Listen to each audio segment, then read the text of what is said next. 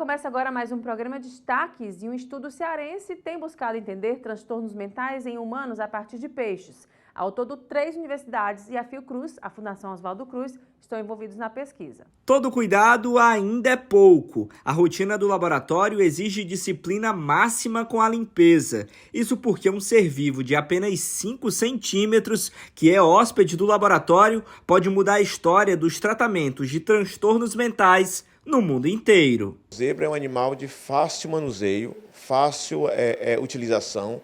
Dentro de um pequeno aquário você consegue manter 30, 40 animais para fazer estudos comportamentais que a gente demoraria muito para fazer em camundongo e rato. O animal, o zebrafish, apesar de ser um peixe, né, ele tem 70 a 80% de homologia com o gene humano. E desses genes, 80% deles estão relacionados a várias doenças, inclusive doença mental. Isso nos permite trabalhar com um animal bem mais barato, comparado ao rato e ao camundongo. E isso abriu portas justamente para desenvolver novos modelos animais dentro da pesquisa com depressão, com ansiedade, né, com transtorno do espectro autista. Como parte do estudo, o peixe zebra é direcionado a esses recipientes para monitoramento e análise comportamental. Uma câmera e um monitor são utilizados para vigiar os estímulos de cada animal. Da mesma forma que os genes, a postura perante a esses estímulos é bem parecida com a dos humanos, o que pode facilitar futuros tratamentos. Um fator importante para que a pesquisa cearense venha se destacando é o desenvolvimento científico a baixo custo. A solução do peixe zebra é uma forma de pesquisar gastando menos e, ao mesmo tempo, formando grandes pesquisadores em solo cearense. Porque a gente tem muitos alunos bons, então a gente consegue produzir muitas cabeças pensantes. Então, através dessa pesquisa, a gente consegue levar, por exemplo, alunos a fazer mestrado, doutorado em outras universidades e até fora do país. Além disso, o Ceará tem destaque na área da pesquisa porque existe muita pesquisa nova, né, que tem impacto internacional, né? E isso acaba atraindo cada vez mais polos da indústria química e farmacêutica para cá. Aluna do 6º semestre de enfermagem, Vitória faz parte do projeto há 6 meses. A pesquisa com o peixe zebra chamou a atenção da universitária pela singularidade. Eu achei muito interessante ser com peixes, porque normalmente a gente utiliza ratos e o professor trouxe esse diferencial de ser com peixes. Então eu gosto muito porque a gente consegue ver o comportamento, a gente consegue perceber nuances de acordo com o dia a dia aqui no laboratório, né? Segundo ela, mesmo a pesquisa sendo o primeiro passo para um futuro tratamento, os resultados iniciais são animadores. Eu acho que tem, assim, muito a agregar para a minha área, porque eu posso estudar em relação à cicatrização de feridas, que tem a ver com a enfermagem, em relação a doenças neurodegenerativas, qual é o impacto que pode trazer. E como o professor já tinha falado, a homologia do peixe zebra é muito parecida com o do ser humano, 80%. Então fica muito bom da gente conseguir ter os resultados parecidos. E falando agora em economia, como as empresas estão se adaptando às diferentes gerações no mercado de trabalho? Existem os millennials, geração Z, enfim, vamos saber mais sobre esse assunto com Valéria Mota, gerente executiva de seleção e consultoria do Grupo MRH. Obrigada pela sua presença, Valéria. Prazer é meu. Falando dessas mudanças, né? Tem várias gerações aí trabalhando entre si, né? Colaborando para a empresa. Como é que é olhar para esses públicos diferentes e tão diferentes e tão juntos ao mesmo tempo num propósito da empresa, né? É extremamente desafiador, né? Que a gente está no período que realmente as gerações, a gente tem 3, 4 gerações dentro de uma empresa, certo? E isso é muito desafiador, por quê? Porque essa geração Z, ela tem algumas particularidades que, para pessoas que são de outras gerações, estão precisando se adaptar e se alinhar com esse novo momento do mercado. E aí, falando sobre isso, como é que as empresas têm se trabalhado nesse sentido, né? De pessoas que ainda são na época do não digital, agora da turma que é totalmente digital, né? Do analógico, enfim, como é que é trabalhar isso? Essa geração Z, ela vai muito além disso, tá, Elaine? Por quê? Qual é o perfil hoje da geração Z?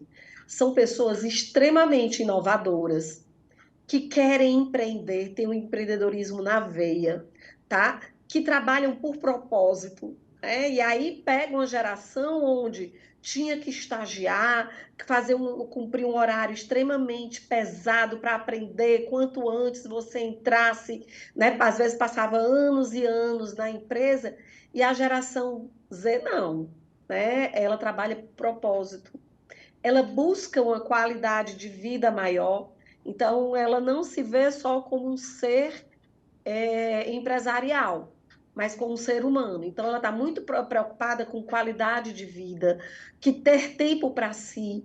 Então vai muito além da tecnologia, sabe? Eu acho que é mesmo um perfil. E serão os nossos líderes, né?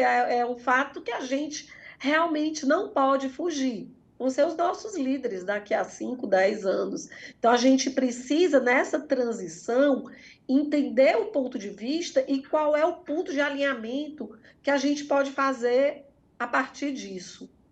Pois é, falando nisso, a gente vê muito as pessoas antes, né, para se procurar um emprego, você fazia um currículo, tinha as dicas de como fazer um currículo perfeito, se colocava foto, colocava a sua experiência mais recente primeiro, às vezes não, enfim, tinha aquilo tudo, né? Hoje a gente vê as empresas recrutando pelas redes sociais, né, já fazem um apurado de quem é aquele profissional, se vai de acordo com o que a empresa pensa.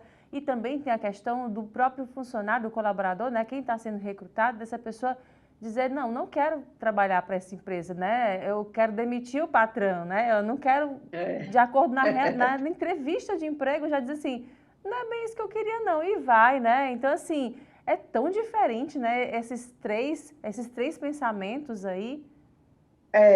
Exatamente, né? Hoje a maioria das empresas fazem processo seletivo através de plataformas, né? E essas plataformas você precisa se cadastrar. Então, muitas delas nem pedem currículo, faz um cadastro completo onde você coloca toda a tua vida profissional, teus cursos, tua formação e tal. E aí, a inteligência artificial vem e através de palavras-chave, né, de um mapeamento daquela, daquele cadastro, ela vai triando e selecionando quem vai para a próxima etapa. Então, você precisa ser estratégico até no momento de estar cadastrando. Você não pode cadastrar de qualquer forma, né? Você tem que ser estratégico colocando palavras-chave que você tenha relevância na hora da inteligência artificial. E aí, o que é que acontece, né, com essa nova geração? A gente percebe que eles preferem entrevistas online. Quando a gente solicita para que seja presencial, geralmente a gente tem uma evasão maior, né? Pela questão que eu falei no início, da qualidade de vida. Então, eles querem ter uma tranquilidade maior e acham melhor fazer. Então, às vezes a gente marca com 10 candidatos, né, para vagas de estágio ou de assistente e tal, vem 2, vem 3, né? Então, eles preferem fazer entrevista online. Isso já era uma tendência, mas que com a pandemia isso acelerou bastante, né? Então, a gente percebe que no processo seletivo, eles perguntam quais são os valores da empresa, né? Qual é o propósito da empresa, porque outra característica marcante, né, dessa nova geração é a questão de preocupação com as questões sociais, com o meio ambiente, com causa, com propósito. Então, muitas vezes, se ele percebe que naquela empresa ele vai ser apenas uma mão de obra barata, ele nem vai, mesmo que ele fosse aprender, né? Então, as empresas precisam entender qual é esse momento. Outra característica que também dá um determinado choque, né, no processo seletivo dessa nova geração é que eles já entram com uma sede muito grande de crescer, de um plano de carreira. E às vezes eles são um pouco imediatistas, né? Eles acreditam que 6 meses já é suficiente, que eles já conhecem, que eles querem assumir outras posições. Então, muitas vezes a empresa não está preparada para oferecer essa perspectiva de um plano de carreira a curtíssimo prazo. Então, esse descompasso está fazendo com que ambas as partes, tanto a empresa quanto os candidatos, eles precisem realinhar isso aí.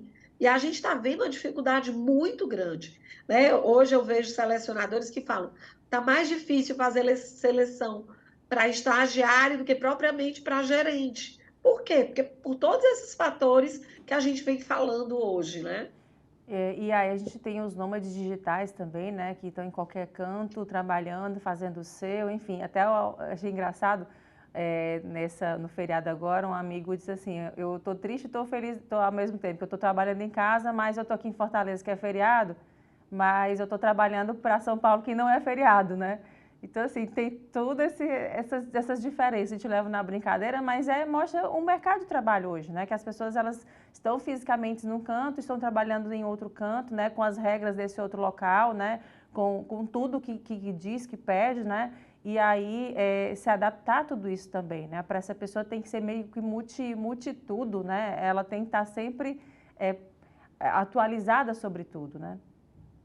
E olha o desafio, né? Tanto para o empregador, né? Que ele precisa ter uma nova visão, que ele vai ter um colaborador que não vai estar no escritório, que pode estar em outro estado, em outra cidade e até em outro país, né? Onde a questão do controle da jornada de trabalho é diferente, né? De trabalhar sobre resultados e não sobre presença, aquela coisa de bater o ponto. Então, é muito desafiador.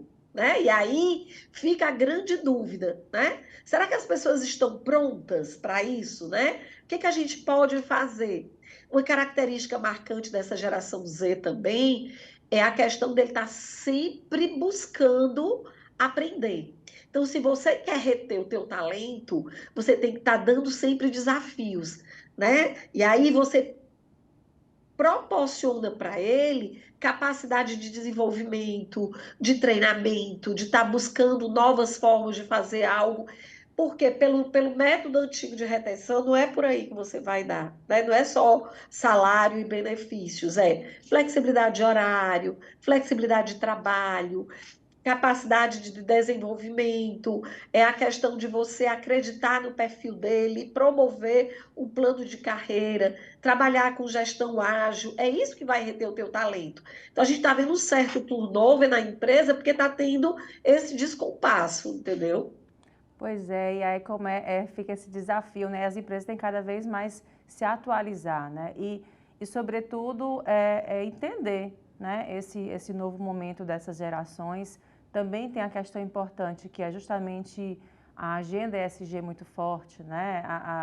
As pessoas estão usando as redes sociais muito para fiscalizar, de fato, né? Se aquela empresa cumpre aquilo ou não, né? Se ela realmente veste a camisa do que diz, né? Porque às vezes quando a empresa diz que faz, e aí você descobre que não nas redes sociais, é um caminho sem volta, né? Porque uma vez que está lá, é difícil de apagar, né?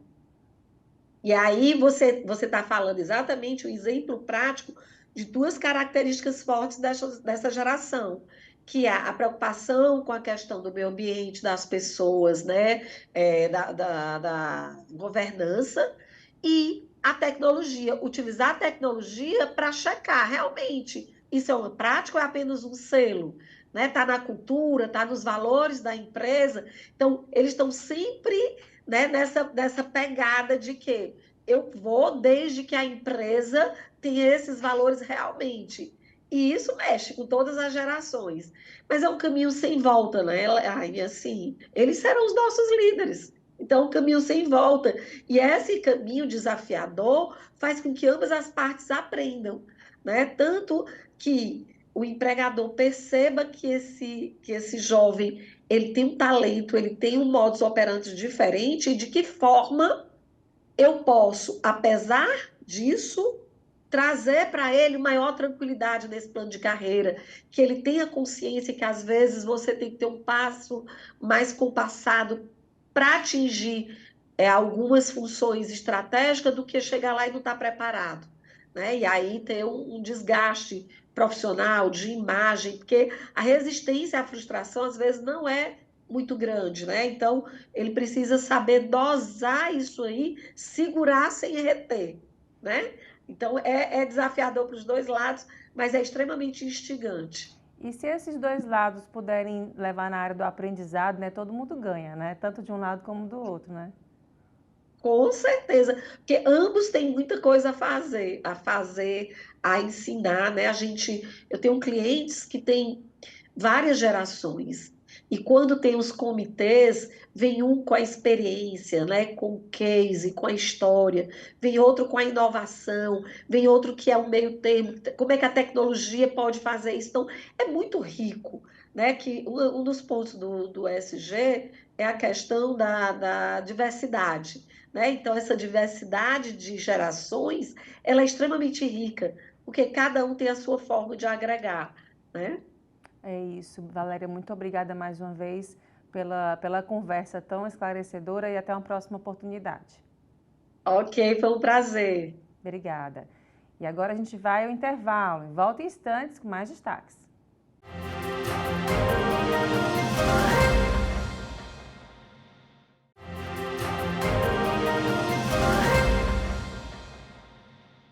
E falando em saúde, nos últimos dias saiu notícia que uma fisioterapeuta brasileira veio a óbito em um voo para Tóquio. A causa teria sido uma embolia pulmonar caracterizada pela obstrução das artérias por coágulos que se formam nas veias das pernas.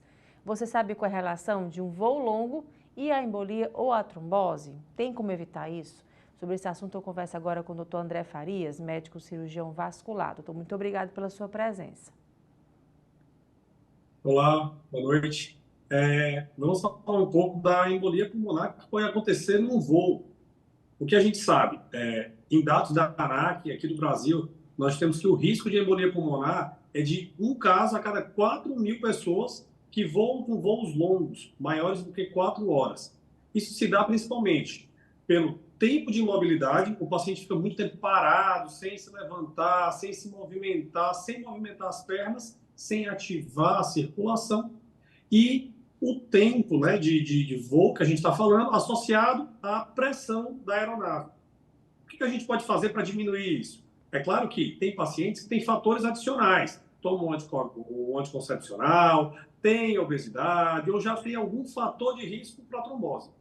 Mas outros pacientes não têm isso, às vezes, como essa fisioterapeuta, a gente não conhece a história dela, mas podem também, somente por esse fator do voo, ser submetido ou ter uma trombose na perna e ser submetido ou acontecer a embolia pulmonar e chegar a falecer.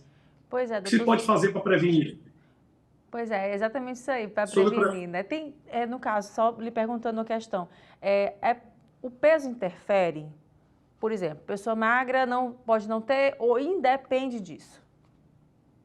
Sim, o peso é um dos fatores adicionais à trombose. A trombose ela não acontece por um fator isolado, geralmente se vai somando o peso, o anticoncepcional, outros fatores de sangue, a desidratação e um voo prolongado, a imobilidade, somando vários fatores, acaba tendo trombose.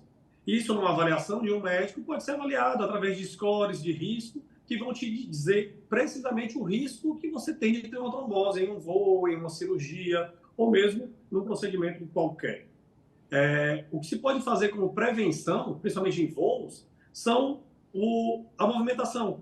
Se o voo for um pouco mais longo, se levantar, andar um pouco entre as cadeiras, movimentar as pernas num movimento de acelerar e desacelerar um carro, manter a hidratação, beber muito líquido, evitar fatores que desidratam, como o álcool e essas coisas. E, claro, se você já tem algum fator adicional como esses que eu falei, procurar um médico para avaliar se precisa. Além disso, como eu falei, usar meia elástica ou usar um remédio, talvez, para prevenir um pouco mais a embolia.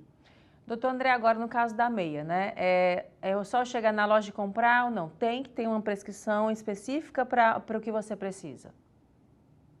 O ideal é que você vá no médico para avaliar. Existem meias que são mais leves, que elas comprimem e são vendidas em lojas sem receita médica.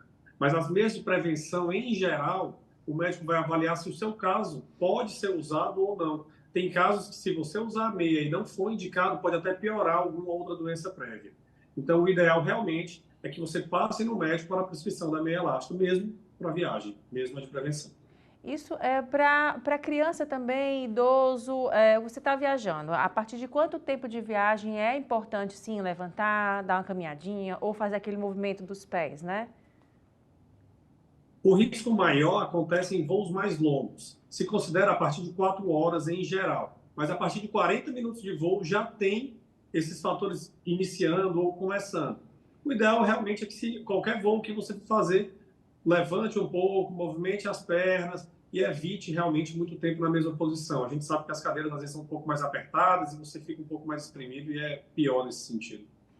E aí, nesse caso, a ingestão de água é importante durante a viagem, não só durante a viagem, mas também durante o dia todo. Isso interfere também?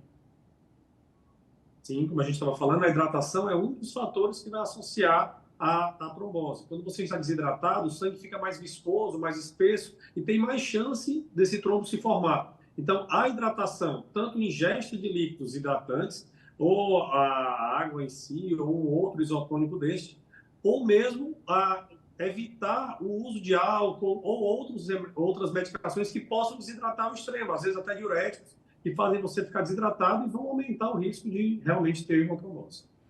Doutor, nesse caso específico, né? Algo que a gente precisa ter medo, por exemplo, se a partir de agora não vou mais viajar, não, porque pode acontecer alguma coisa, se eu estou assistindo essa conversa, né? Eu tomo anticoncepcional, ou eu tenho algum cuidado específico, como é que essa pessoa pode, de forma saudável, né, fazer a sua viagem, né? Aproveitar um pouquinho essa viagem, sem ter esse medo de, não vou viajar porque pode acontecer comigo?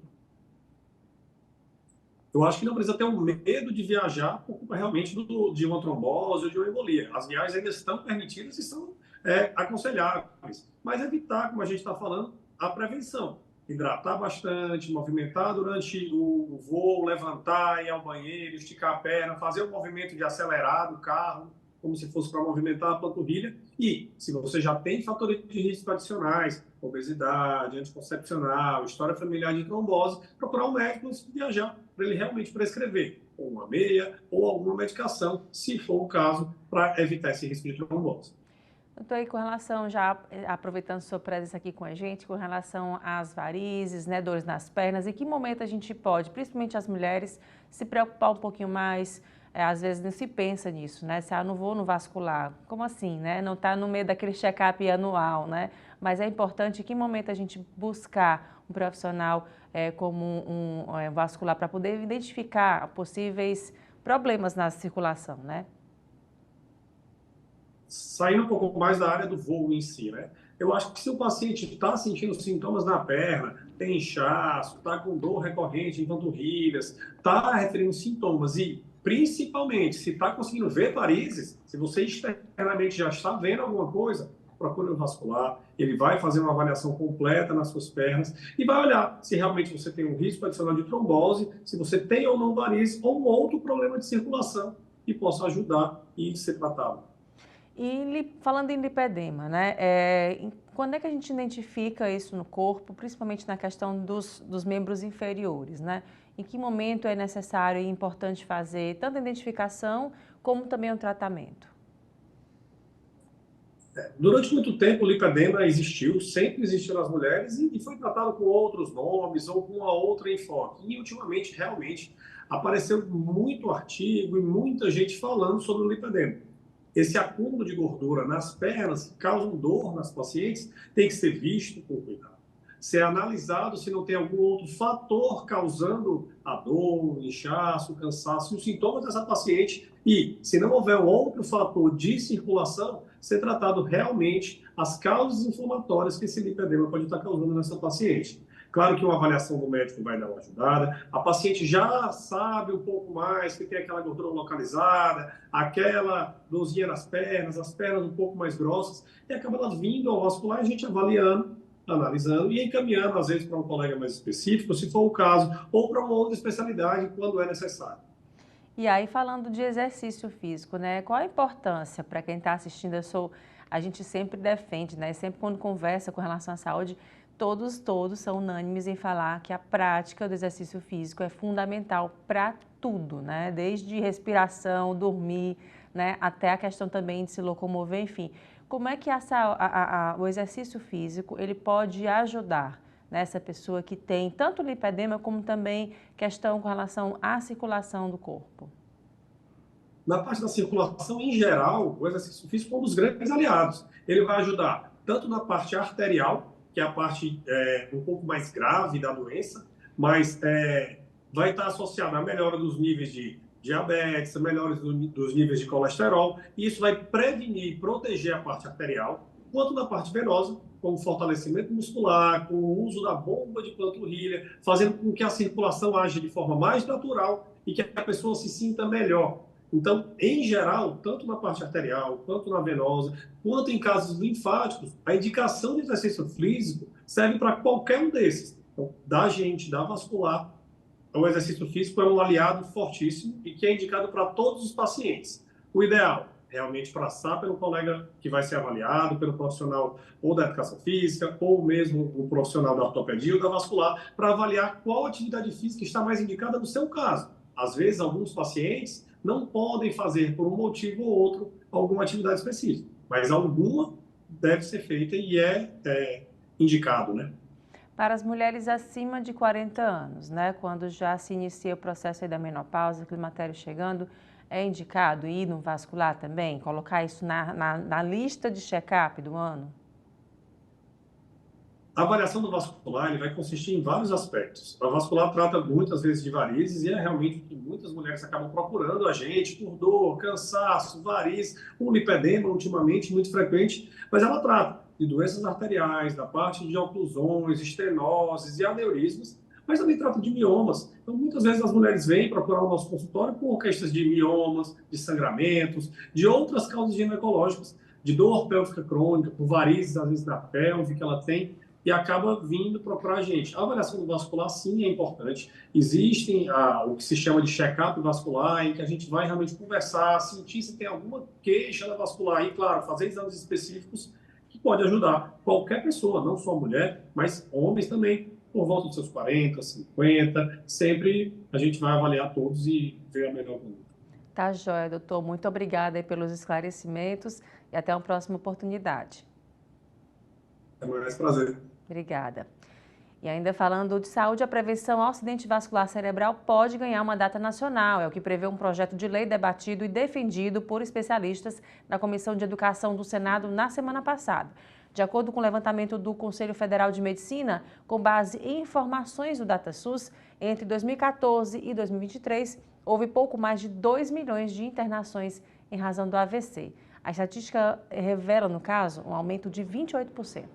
Você já deve ter ouvido falar em AVC, acidente vascular cerebral, um problema de saúde grave, mas que pode ser prevenido. Ela não pôde ser encaminhada, não existia tratamento na região e ela chegou com 12 horas que hoje, pela portaria, a gente já poderia tratar se ela tivesse um caso grave, como foi o caso dela.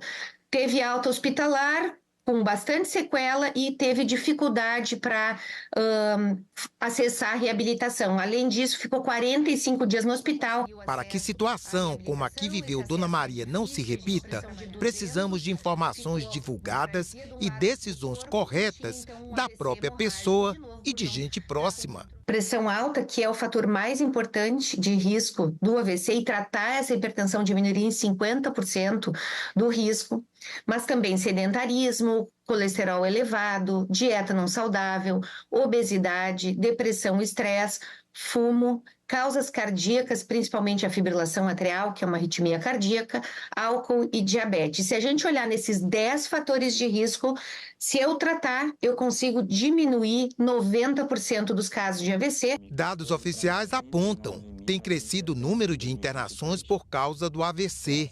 Pacientes sem cuidados preventivos, sem atendimento rápido, podem ter sequelas graves e mesmo chegar a morrer. Nós tivemos aí mais de 2 milhões de internação com informação de que pacientes com acidente vascular cerebral foram internados.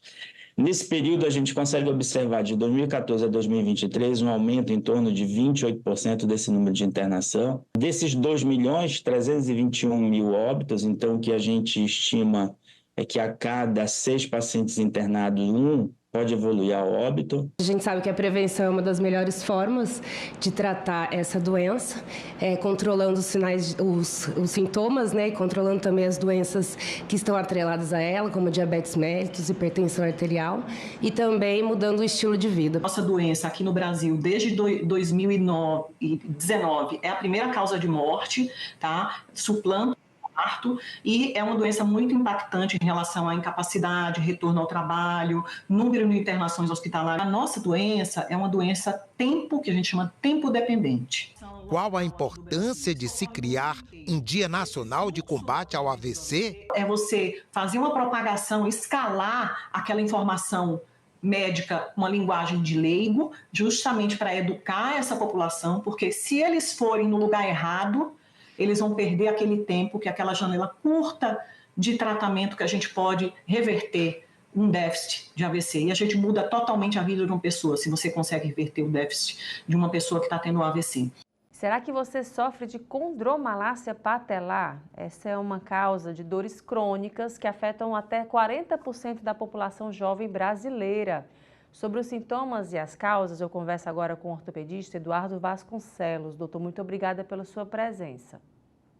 Olá, Elaine, eu que agradeço o convite. Olá a todos que estão nos acompanhando, sempre uma satisfação. Doutor Eduardo, condromalácia patelar. O nome é esquisito, mas muita gente tem e não sabe, é isso? É verdade, viu? Para você ter ideia, a condromalácia patelar é uma das queixas mais comuns no consultório de um ortopedista, de qualquer ortopedista. Quando você vai para o especialista em joelho, ela é a queixa mais comum. Então, é muito frequente em toda a população, mas há um predomínio pelas mulheres, tá? Cerca de 9 mulheres para cada homem é uma estatística aí estimada no acometimento das mulheres, né, em relação aos homens. Principalmente naquela mulher mais jovem, tá? Ali adolescente, o adulto jovem, ela pode ter esses incômodos, essas dores que afetam aí a qualidade de vida no dia a dia, ao usar um salto alto, ao subir e descer escada, principalmente ao descer, na academia, em alguns exercícios. Então, é uma dor chata, é uma dor que incomoda e que muitas vezes ela precisa parar de fazer essas atividades, atrapalhando aí no seu dia a dia, e tem que procurar um especialista, né? Doutor, onde é que é localizada essa dor? É no calcanhar? É no chamado peito do pé, né? Aquela parte que é aqui. Onde é que fica essa dor? Tem um local específico? Na verdade, a condromalácia patelar é um problema no joelho, na patela, que é próprio joelho, popular. Né? O senhor falou salto joelho. Alto, mas tem a ver, né? Não é só pé, não, né? Tem. Então, a patela é a popular bolacha do joelho, né? A rótula, como queira chamar. Mas a patela é esse osso da frente do joelho e por dentro a gente tem uma capa que protege o osso, que é a cartilagem. A condromalácia patelar é uma alteração dessa cartilagem que reveste a patela, tá? Então, ela serve, essa cartilagem saudável, ela não dói, ela não tem nem inervação direta, então não dói. Ela serve para proteger o osso. Quando você tem alguma alteração na cartilagem, alguma inflamação, algum buraco nessa cartilagem, uma fissura, né? Qualquer coisa nesse sentido vai gerar uma inflamação e dor. Então, toda vida que você aumenta a pressão na patela, você está aumentando a pressão naquela região que está ferida. É como se você tivesse uma ferida no seu braço e fosse lá com o dedo cutucar essa ferida. Vai doer na hora que você coloca o dedo na ferida. Quando você tira, dá aquele alívio. Então, é a mesma coisa. Você tem uma ferida na cartilagem da patela e aí, em determinados movimentos, você aumenta a pressão nessa patela. É como se você fosse lá e colocasse o dedo na ferida. Quais são os movimentos? Essas coisas aí que a mulherada que sente dor, que tem condromalácia, sabe bem. Que é usar um salto alto por muito tempo, subir, descer escada, principalmente descer escada. Na academia, na musculação, um agachamento mais profundo, com a carga maior, pode causar incômodo, né? Às vezes até no leg press também. Então, sente dor porque você está forçando a patela que está com a cartilagem ferida, machucada. Então, essa condromalácia nada mais é do que a alteração dessa cartilagem da patela que vai resultar, que vai causar dor, inflamação, algumas vezes deixar o joelho inchado também, que isso incomoda bastante. A senhora falou aí do exercício, né? Muita gente deve estar pensando, então eu vou parar de fazer. Não, é o contrário, né? Precisa fazer justamente fortalecimento, é isso? Exatamente, Elaine, você foi brilhante aí. Na verdade, é o contrário, você não pode parar, você tem que fazer um fortalecimento. Entretanto, alguns ajustes podem ser necessários. De modo geral, o tratamento da condromalácia patelar é fortalecimento muscular. E aí a musculação, pilates, atividade em água, em piscina, podem ser opções. A musculação é uma das maneiras mais efetivas que você pode conseguir esse fortalecimento e de maneira mais rápida, tá? De modo geral, a recomendação é limitar os movimentos de acordo com o tolerado, com a dor, tá? Então, quem tem condromalácia patelar pode agachar, pode fazer leg press, pode fazer tudo, sempre respeitando o incômodo. Então, você está agachando, chegou no nível do agachamento que incomoda ali na região da frente do joelho, aí você não vai agachar até esse nível. Ou então reduz a carga, às vezes está com peso muito alto, né? Então reduz a carga, reduz a amplitude do movimento, né? Reduz a flexão, não dobra esse joelho total para não causar desconforto. E aí, naturalmente, você vai fortalecendo ao longo do tempo essa musculatura e você vai conseguir progredir, aumentando tanto a carga como aumentando o grau de dobrar o joelho, de flexão, tá? Existem alguns tratamentos medicamentosos também, algumas infiltrações de medicamentos que a gente pode fazer dentro do joelho para dar um conforto, um alívio, né? Como o ácido hialurônico, por exemplo. Mas a base do tratamento é o fortalecimento muscular. Então, como você bem falou, quem tem condromalácia patelar, sente dor na academia, não precisa parar. Na verdade, tem que ser avaliado, fazer algum ajuste desse treino, né? Com um profissional de educação física habilitado, com experiência nessa reabilitação, mas precisa sim fazer fortalecimento muscular. E aí, nesse caso, quando é que se começa a sentir? É a dor em si, de fato, ou é aquelas estraladas no joelho quando a gente está andando, que às vezes dá aquela estalada? Aquilo pode ser também? Parece que tem areia dentro do joelho, né? Eu escuto Ou muito isso no consultório. Um barulho de uma bolinha de ping-pong, né, caindo? Até que faz aquele barulhinho, né? Também, às vezes, alguns pacientes dizem que parece que tem creme crack, né? Que vai quebrando ali e fica estralando dentro do joelho. Então, são sintomas comuns, que têm uma relação tanto com a condromalácia, como com a hipotrofia, uma fraqueza da musculatura. Então, tanto para a condromalácia como para essa fraqueza muscular, o tratamento vai ser o fortalecimento muscular. De modo geral, o estalo sem dor não costuma preocupar a gente, tá? Ele nada mais é do que o atrito ali de uma superfície contra outra, né? Pela movimentação da articulação, gerando esse barulho. O fortalecimento, ele costuma melhorar esse estalo, mas o que chama a atenção de fato é a dor. Então, diante de dor não é normal, a gente precisa entender isso. Dor tem diagnóstico, tem tratamento, qualquer que seja a dor, a gente precisa avaliar. No caso de uma dor no joelho, procurar um ortopedista especialista em joelho. A grande maioria dos pacientes com condromalácia patelar não precisam nem de cirurgia, tá? Mas alguns casos que são mais graves, né, com mais dor, que não melhoraram com o tratamento inicial, podem precisar de alguma cirurgia. Então, é importante essa avaliação o mais precoce possível para que você consiga um resultado sem a cirurgia mais satisfatório. Tá, joia, doutor. Muito obrigada pelos esclarecimentos e até uma próxima oportunidade. Eu que agradeço. Até a próxima. Obrigada. E agora a gente vai ao intervalo. Volta em instantes com mais destaques.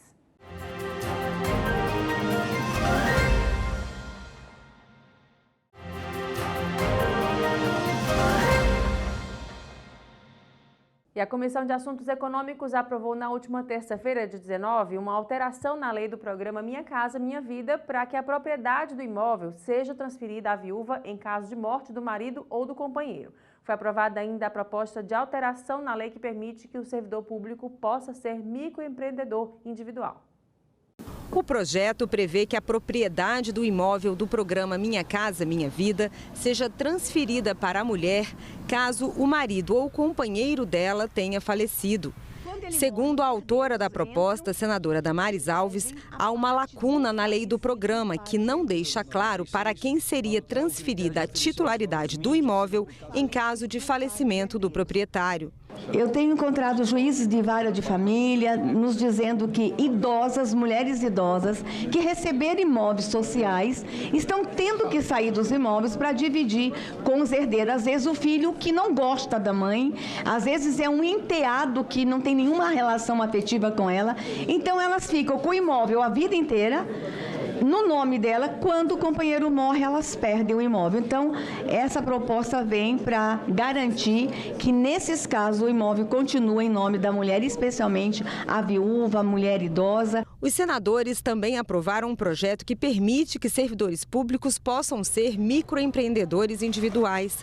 O projeto retira a vedação existente na legislação atual para os servidores que não desempenham funções de confiança e assessoramento especial. Projeções revelam uma acelerada mudança demográfica no país ocasionada pelo envelhecimento da população, o que torna imperativa a ampliação e não a restrição do quantitativo de pessoas que podem empreender, de tal forma que o patamar de desenvolvimento econômico aqui alcançado, seja ao menos preservado nas próximas décadas. Chega à Caixa Cultural Fortaleza a exposição interativa Viajando com Tapetes Contadores. A mostra do grupo Os Tapetes Contadores de Histórias.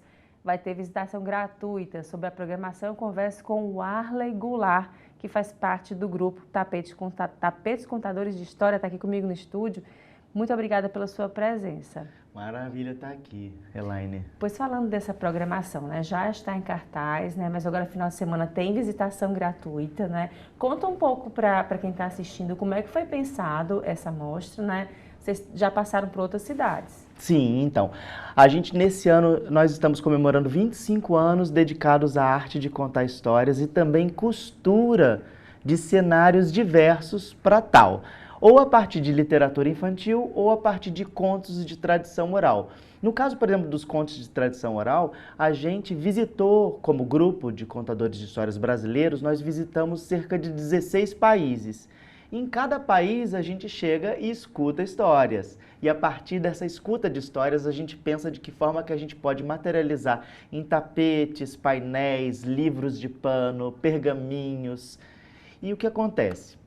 Na Caixa Cultural Fortaleza, nós estamos com essa exposição que é Viajando com Tapetes Contadores. Ou seja, um convite para toda a família, os pais, as mães, as crianças, para viajarem pelo mundo através das histórias costuradas. A gente está vendo aqui, você trouxe um deles, né? São quantos tapetes que estão expostos e como é que é essa contação de histórias? Então, estamos na Galeria 1 e 2, estamos com 47 obras costuradas ao longo desses 25 anos. Então, por exemplo, temos os tapetes que nós costuramos lá no início do nosso grupo na França, na Ilha de Ré, perto de La Rochelle. E é um projeto que se chama Raconte Tapis, que significa tapete, me conta. E nós conhecemos uma educadora francesa na época, junto com o filho dela, que se chama Tahak Aman, e ele nos coordenou por 3 anos. Né, nessa questão de ser contador de histórias e esse processo criativo de costura de cenografias têxteis para as narrativas orais. E aí algumas, acho que a gente deve estar com umas 12, 13 obras do nosso início lá, ou seja, tapetes que têm 25 anos como nós. Também temos, por exemplo, livros de pano que nós costuramos com o projeto Manos que Cuentam, na cidade de Lima. A gente esteve no Peru, acho que também umas 10 vezes. E a gente percorreu algumas cidades, Cusco, e na Serra Central do Peru, que é em Huaraz, ficamos sabendo de uma versão do João e Maria, só que com elementos míticos regionais e também bichos da localidade, como o condor, a lhama, o rato saltitante. Então, quando a gente escutou essa história, a gente propôs que artesãs que trabalhavam apenas com a venda de painéis para o turismo também pudessem produzir livros de pano para as bibliotecas do Peru. E foi um sucesso, a ponto de, por exemplo, uma das artesãs que era analfabeta, o filho dela falou: agora eu quero aprender a ler porque minha mãe faz livro. Olha que lindo, que maravilha, né? E você trouxe essa peça em especial. Vou te pedir para ler um pouquinho com a gente, contar um pouquinho para a gente viajar, só para ter aquele gostinho de como é que vai ser na exposição. Então, lá na Serra Central do Peru, em Huaraz, eu fiquei sabendo que lá chove muito pouco. É assim, ó, o sol fica forte no céu, o urubu sobrevoando tudo, árvores com poucas folhas. E nesse lugar vivia uma família, a mãe, a filha e o irmão. João e Maria, Maria e João. Mas é muito diferente daquela história que a gente já conhece. Claro que a mãe dos dois colocou os dois debaixo da árvore e disse que sairia para procurar comida. E as crianças disseram: tá bom, mãe, pode deixar que a gente fica aqui esperando até a senhora voltar. E a mãe foi embora. Mas vocês acham que criança fica no lugar? Gente, criança não fica no lugar. Logo, a fome apertou e a Maria disse para o irmão: vamos conhecer o outro lado, porque se a gente encontrar comida, a gente traz para a nossa mãe? E assim foi feito. As crianças foram para o outro lado e quando eu virar a página do livro, vocês vão ver a diferença. Era úmido, havia chovido na noite anterior e a lua apareceu com cara de assustada. As crianças bateram a porta de uma casa muito estranha. E aconteceu muita coisa estranha nessa história, como aquela história do João e Maria, que a gente já conhece, mas que vocês podem conhecer a nossa versão na exposição Viajando com Tapetes Contadores na Caixa Cultural Fortaleza.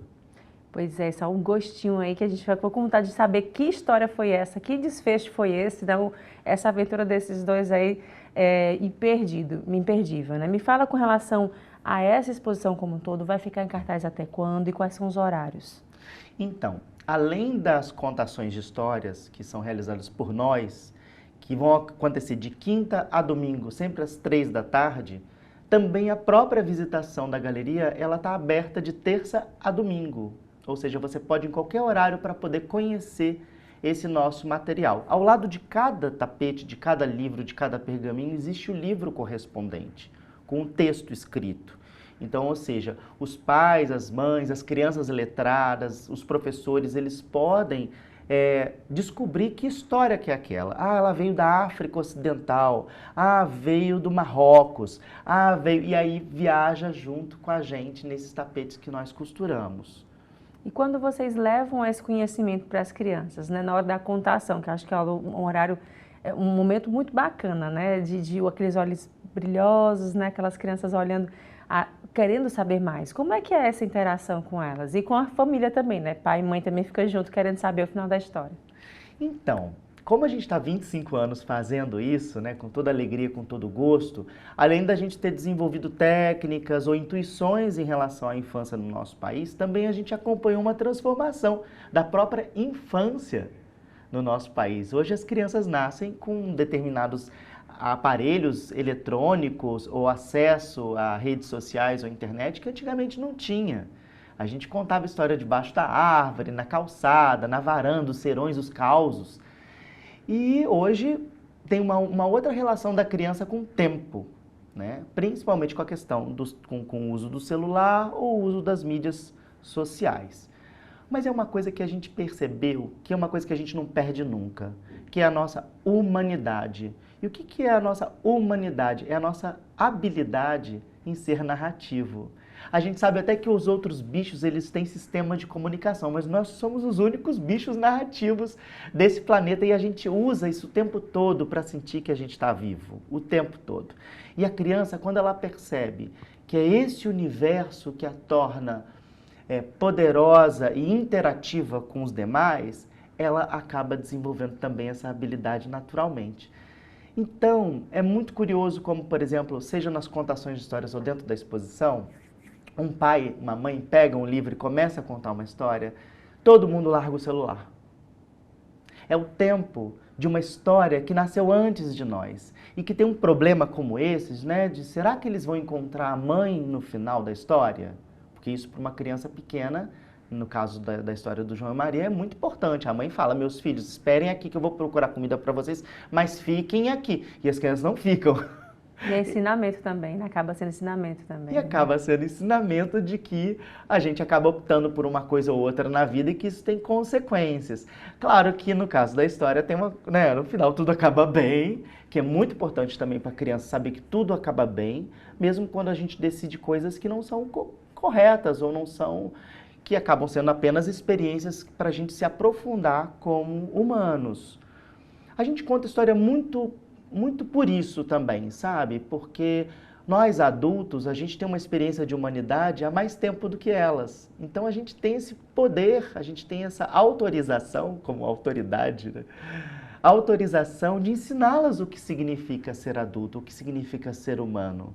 E as histórias, como elas compartilham problemas que são comuns a gerações e gerações e gerações, é como se os problemas já estivessem catalogados, né? O povo mesmo conta os seus causos, os seus contos de tradição para dizer isso. Olha como o fulano conseguiu resolver ou não conseguiu resolver um determinado problema. Então, a partir desse momento, essa função social do contador de histórias é nesse lugar, da gente poder transmitir esses valores e essa humanidade para as crianças, para que elas tenham mais estofo emocional, psicológico para resolver os seus problemas do futuro. Pois é, Arlen, então aproveita agora, faz teu convite para quem está assistindo. Esse final de semana, a programação e também para as escolas, né? Como é que vocês estão abrindo essa oportunidade de vários mundos, né? De vivenciar vários mundos através dos tapetes? Então, gente, até o dia 21 de abril, ou seja, um mês em Fortaleza, na Caixa Cultural Fortaleza, nós vamos fazer uma programação completa, assim, de exposição interativa, sessões de histórias para escolas, sessões de histórias para público espontâneo e também oficina de formação. As sessões para escola e grupos em geral, como por exemplo ONGs, elas vão ocorrer às quintas e sextas-feiras às 3 da tarde. As inscrições já estão abertas e é só dar uma olhada no site da Caixa Cultural.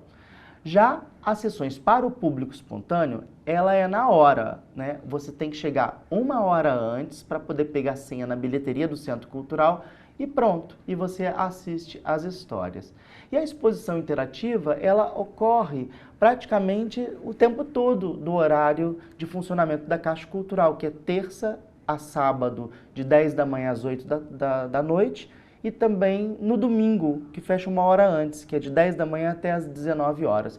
E haverá ainda uma formação para educadores, que vai acontecer por 4 dias e que vai ser praticamente um intensivo, né, do nosso processo criativo de transposição da literatura e dos contos de tradição oral para o universo das visualidades e artesania têxtil, tá? Então, se você gosta de costurar, de bordar e gosta de histórias, você vai adorar essa nossa oficina. E para saber mais informações, como é que faz para encontrar vocês nas redes sociais, no site? Fica à vontade. Então, vocês podem olhar tanto pelo site da própria Caixa Cultural, que é no Instagram, @CaixaCulturalFortaleza, e também tem o nosso Instagram pessoal, que lá vocês podem ver todas as obras que nós costuramos ao longo desses 25 anos. E é só você pesquisar lá, @tapetescontadores. Tá, Joia, muito obrigada. Fiquei Obrigado. super convite imperdível. A gente com certeza vai estar por lá. Muito obrigada. Obrigado, Elaine. Obrigado. Obrigada mais uma vez. E o Destaques fica por aqui com essa super dica. Não vai perder por nada nesse mundo, hein? Obrigada pela sua companhia e até o próximo programa.